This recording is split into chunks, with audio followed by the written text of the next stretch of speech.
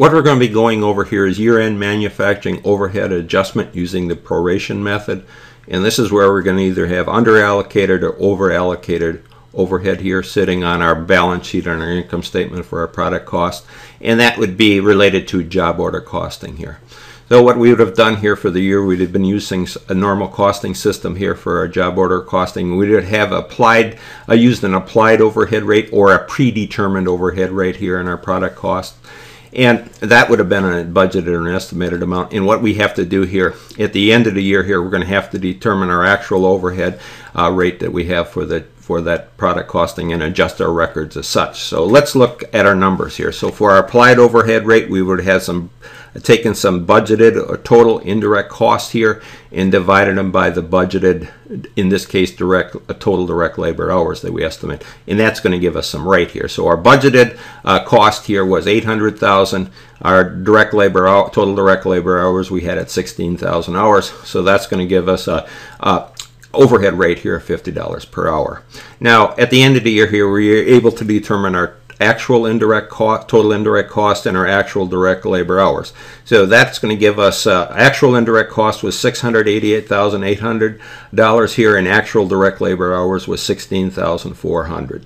So that's going to give us a overhead rate here of $42 per hour. So you can see the difference. Budgeted is $50 per hour, actual at $42 per hour. So now we have to determine our total costs here for our overhead. So we take first looking at our actual amount here, or based on our actual hours that we have here. So based on our budgeted or predetermined rate here, $50 per hour, we take that times the total actual direct labor hours here, 16,400 hours, and that's going to give us $820,000 that we applied here, total applied overhead rate for the year.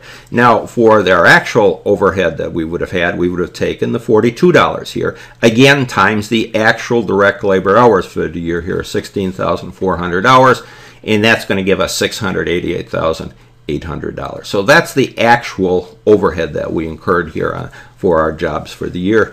And we have to compare that to the applied amount here. So you can see our applied amount here, $820,000 is just compare it to the actual amount, $688,800. So you can see we're over applied here or over allocated by $131,200. Actual the applied amount here is greater than our actual amount of overhead by $131,200.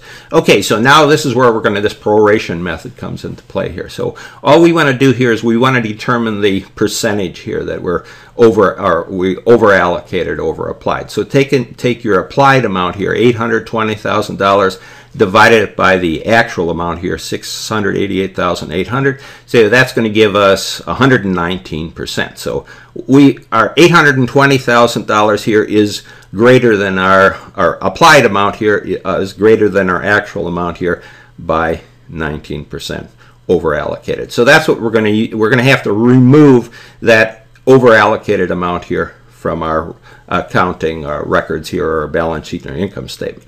Okay, so let's go up and let's look at how we do that. Again, using the proration method, this is where you're going to spread your adjustment of the under or over allocated overhead between your ending balance in your work in process, finished goods, and cost of goods sold. So you got to know your ending balance in each of these accounts here. So what you're going to do is you're going to just remove the over allocated overhead here and restate those amounts to the actual overhead that was used. So again, we had applied here $820,000 worth of overhead. Actual was $688,800.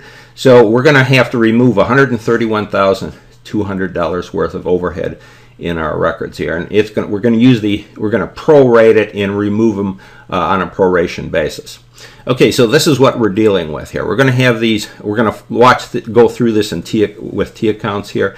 So we have what we call a manufacturing overhead control account, and it's really a special account that we have.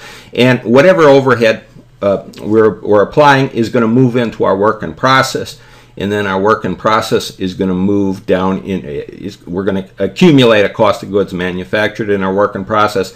That's going to move into our finished goods here as a cost of goods manufactured, and then it moves out into cost of goods sold here. And cost of goods sold here on the income statement, all the rest of our accounts here on the balance sheet. Okay, so let's move back to this manufacturing overhead control account.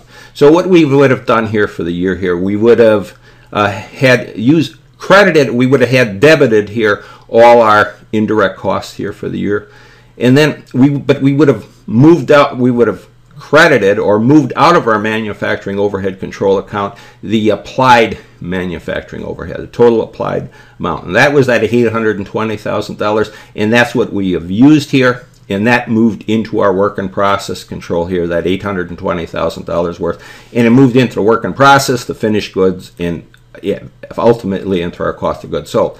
But now at the end of the year here, we know what our actual overhead rate or costs were here. That was at $688,800. So that's what we would have debited here in our manufacturing overhead control amount for the actual amount of overhead. So again, we got that difference between $820,000 here, the applied amount sitting as a credit here that was moved or used, and then the $688,800 here, the actual amount. So we used actually $131,200 worth of over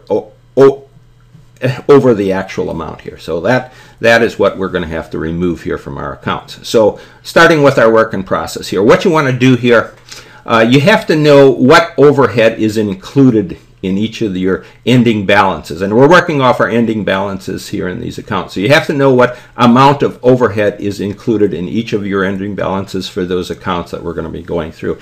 And then you also have to know what your ending balance here before any of this proration or the removal, in this case, of that overhead or that extra overhead. You have to know what your ending balance is here before any adjustments. So those are the two things you have to know in each of these cases. So starting with our work in process here, we know what was included in our overhead. Let's just say it was $16,000 worth of overhead sitting in our ending balance here.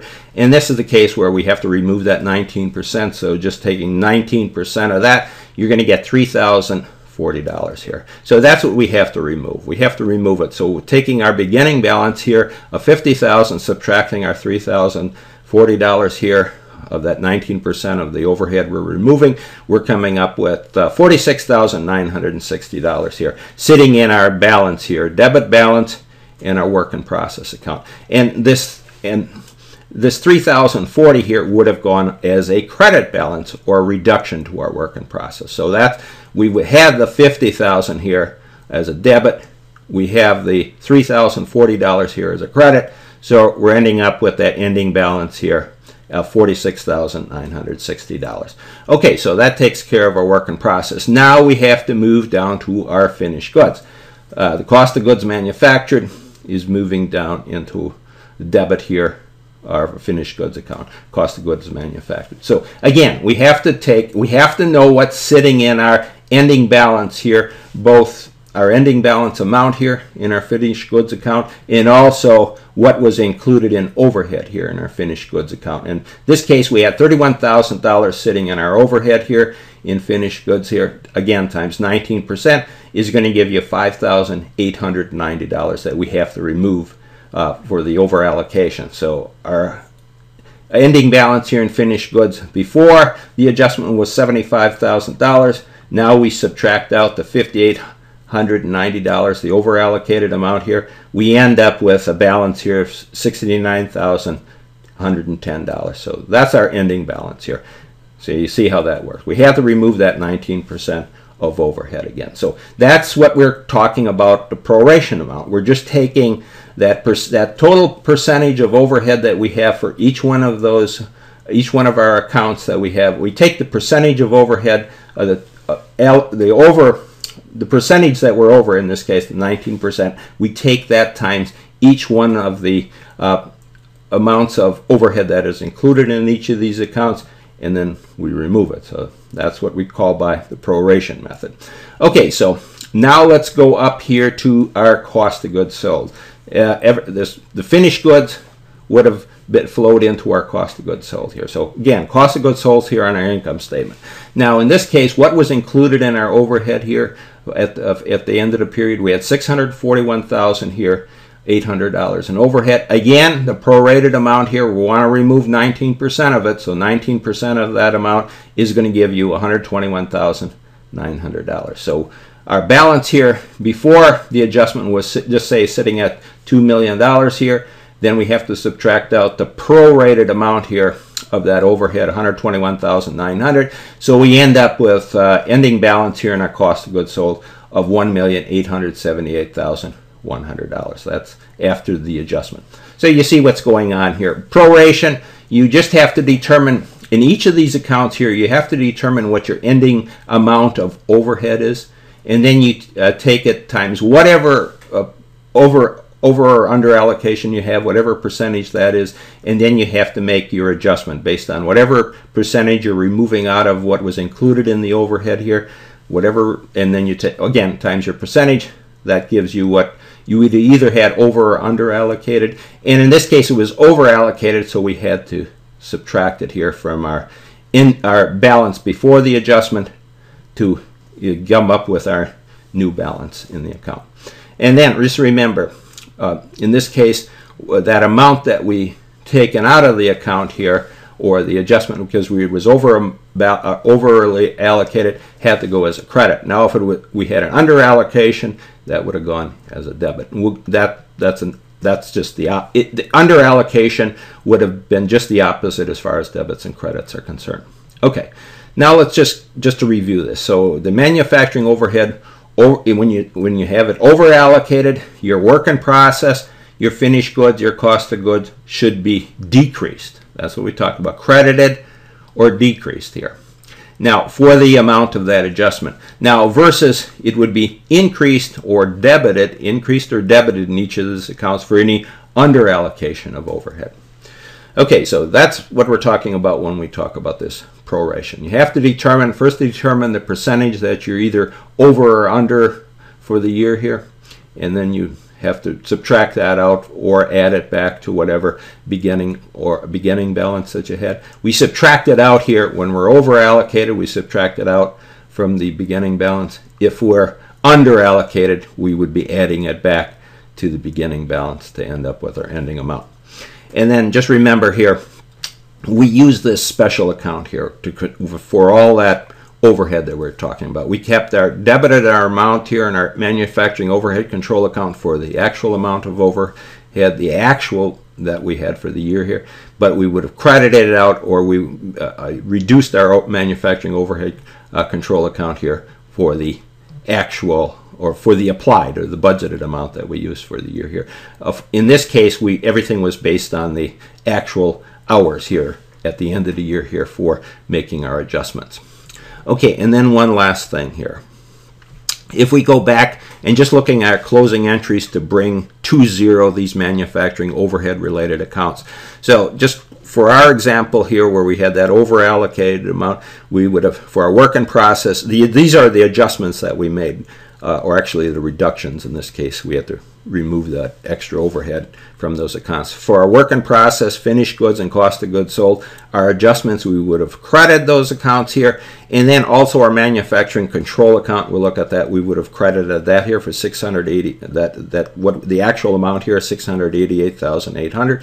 And our credits here are going to balance with our debits to our manufacturing overhead, what we actually allocated here, $820,000. That was that was the predetermined amount that we worked with. So those debits and credits are going to balance here. And just looking at those are the actual entries that we'd have to make here on our balance sheet and our income statement for the year. And just going over to our manufacturing overhead control account, that special account here, we would have, in this case, we would have had a credit here for $820,000 worth of the applied overhead that we used for the year here, and then we would have had a debit amount here of $688,800 for the actual amount, and we would just reverse those out to close out our account for the year here, or start with a zero balance here for our new year here for our manufacturing overhead control account. So the $820,000 credit would have been debited here for $820,000, and the debit here for the actual amount, $688,800, would have, debit amount here would have been credited here for that amount here. So we ended up with a zero balance.